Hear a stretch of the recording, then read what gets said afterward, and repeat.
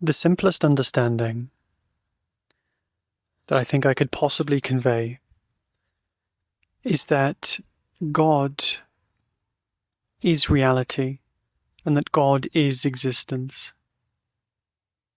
Let's just say if there is a God, that God must have been the only thing that exists. And if God is the only thing that exists, everything must be made of God. Whatever God is made of, it must be made of it. Even if it made something that looked temporary, limited, finite, that looked something other than himself or itself, the actual substance that it must be made of God, whatever that substance may be. And what we find is that the realization of God is very, very simple. In fact, it's so simple that it takes an idiot to understand it. And the problem we live in today is that we are surrounded by intelligent people who are too smart to realize the truth. And what I would suggest is that in order for this truth to truly be seen, we must see the actual reality that if anything exists at all, it must be made of the same substance. Because that which fundamentally exists, there mustn't be anything other than that thing that fundamentally exists. How could there be anything other than it? Whatever that thing may be, there can't be more than one of those things. You see? All things must have stemmed from one thing, and therefore all things must be made of a fundamental substance that creates all of those things. So we could say then that which exists has existence. We also have an existence. The existence that we have, we believe, is separate from the world. We believe that we have an existence and the world has an existence. We have a reality and the world has a reality. The problem is when we believe that there are more than one realities, that there is a reality that exists with us and there's a reality that is separate from us that we call the world. The realization of God is recognizing that which is the substance of all existence is the same substance of our existence. And we realize that that substance which cannot be taken away from any experience must be the substance that is consistent in all experience. Therefore, it must be the substance that is creating all experience. So imagine that there's only one thing, because all things cannot come from separate things. All things must come from one source if there is to be anything at all. That source must be present and inherent in all possible experience. Because if it wasn't experienced to some degree in all experience possible, then it would be limited. And we would have to find something else that was a continuation or a consistency in all experience. And the one thing that we find that is consistent in all experience is consciousness. Consciousness is that which is consistent throughout all changing experience. And in fact, you couldn't have experience without consciousness. Could you have an experience that is that you're not conscious of? Of course not. You see? I'm not talking about the subconscious because it wouldn't be a part of experience. And if we did experience it, it would then be considered part of experience and therefore part of the same experience. So what we see is that reality is that which is consistent and present throughout all changing experience. We find that consciousness is that which is consistent and present throughout all changing experience. We also find that you could not experience anything outside of that. You couldn't experience anything outside of consciousness to even render it existing. That which exists has to be, and that which is must be that which is being. There we find that being, the sense of being, is absolute. It's in all experience. It's in my experience, the fly's experience. It's in the dog's experience. All experience has this sense of being. Now, what we need to see here is that the sense of being that we have is not different from the sense of being that the world has. The experience that we have is actually made of existence. And we are that existence. It's an undeniable, undoubtable fact. We exist. That's true. We don't need to render that even, we don't even need to consider that. We wouldn't even respond to stimuli if we didn't know that we exist. We are inherently existing. We are inherently real. Nobody could tell you that you're not real. If someone said you're not real, you'd have an undeniable knowledge of that inherent lie. You know you're real, because if you weren't real, you wouldn't exist. And if you didn't exist, you would not be having an experience right now. So we have to consider that everything in your experience is ultimately real. You are ultimately real. And everything in your experience, whether it's illusory or not, has an ultimate reality.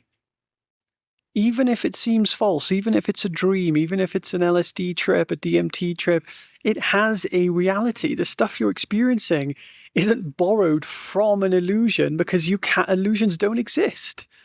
So in order to render something existing or real, it must have a reality. Now, the real question is, do things have their own independently existing reality?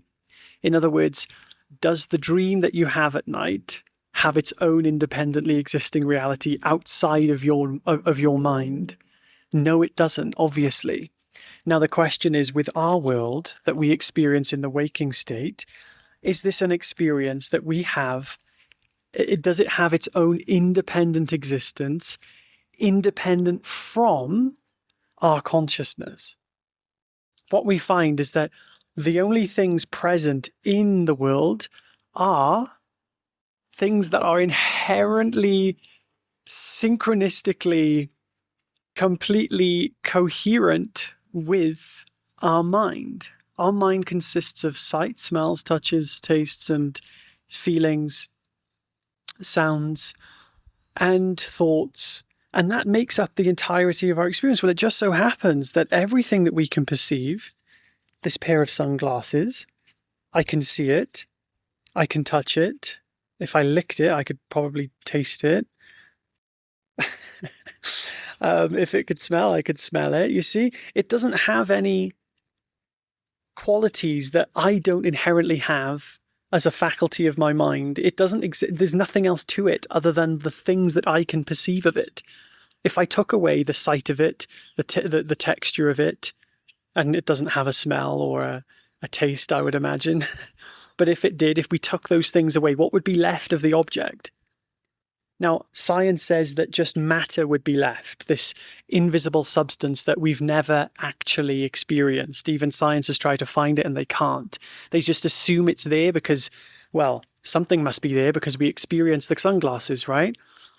When in reality, that which we experience is never the sunglasses. Right now, if I hold it behind my back, I'm experiencing a sensation. I'm not experiencing a pair of sunglasses. I'm experiencing a sensation. If I put it down in front of me and take my sensation away, I experience the sight of it. I experience a visualization, which is merely a color. But we know color isn't inherent in the objects that we perceive. Color is something that is created by the mind, you see? So I know that the color's not there. Well, if I took color away from it, I wouldn't be able to see the glasses because they wouldn't have a form, they wouldn't have a size, and they wouldn't have a shape because they don't have a color. If you take color away from something, that's what we call invisible, you see? So if I took the sensation away, if I took the color away, if I took the perceivable faculties away from the object, would there be something left of the object? This is the big question. Science says, yes, there would be something left. It would be this thing called matter. But they've never found it. So they're assuming that something would be left. In my experience, my direct experience, if I took all the sense faculties away from that experience, there would be nothing left of the object. Because the object is made of my sense faculties. In other words, the object is made of the perception of it. And what is the thing that it's made? Where is it borrowing its reality? It's borrowing it from consciousness, pure consciousness. which is what we could call God, because God is the source of all things. We just call it consciousness because we know it has a sense of awareness. It is aware. It is aware of things. God is aware. You see, God isn't unaware. And we can experience God in this moment by simply recognizing our own innate awareness. Now, this isn't going to be the full enchilada. That's true, because there are limitations and conditions that we impose on this sense of awareness. For one, most people don't realize that they are awareness. They don't realize that the fundamental quality of their experience is awareness, and there is no self other than that. You see? Some other people then, they know their awareness, but they don't quite see that that is unlimited. They think that their awareness is something inside the mind, inside the brain, inside the body.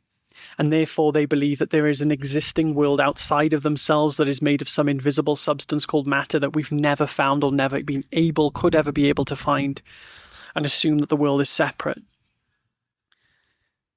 But ultimately, it's no coincidence that everything perceivable has a complete coherence with the sense faculties that we happen to have in order to experience it. You see? We think that we have developed, we think that we've grown in a separate world that has experienced, that has evolved over time.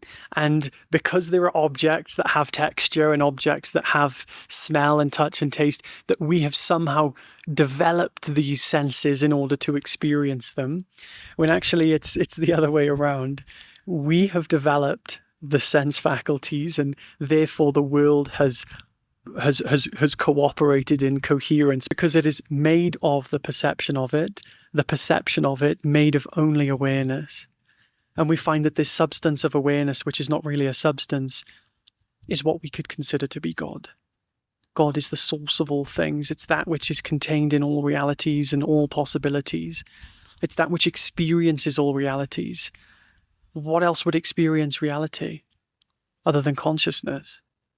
What could there be possibly other than that in order to have experience? It is the experience of all things. And what we find is through these explorations, we realize that awareness doesn't have a limit. It doesn't have a border. It doesn't have a size, a shape, a form, a color. You cannot touch it, feel it, hear it, taste it, smell it. It's beyond the time and space that we exist as an individual entity. And from the point of view of awareness, there is no individual entity. There's just the experience of awareness. There's just the experience of God.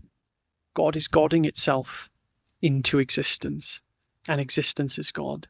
It's just the experience of God. So everything that you're experiencing right now, it's almost like God pretending to be something else. It's God putting on a disguise, but it knows itself at the same time. So it's kind of like, it's God Godding itself. It's God being God. It's God being a lamppost, God being a tree. It's all God in drag, as Ramdas says. This experience is just God. There's nothing else to it. It's just pure God. How could there be anything else? Think about it. How could there be more than one thing? If anything is to exist, it must come from one source. And that one source must be the only thing that exists. How can you create something else? You see? It's impossible. So this is the experience of God in plain English. Just this. This whole entire everything that you're experiencing. It's all God. Speaking to God. Talking about God. Looking for God. You see? We color it in different ideas and forms, but it's all just God made of God. There's no other way to put it than that. So I hope this sparked some form of deepening or realization. And I have a community. I share meditations of how we can deepen the understanding for this every single day in my community. The link is in the description and the comments. So if you want to join that, feel free. I'd love to see you there. Have a beautiful day, guys. Take care. Bye.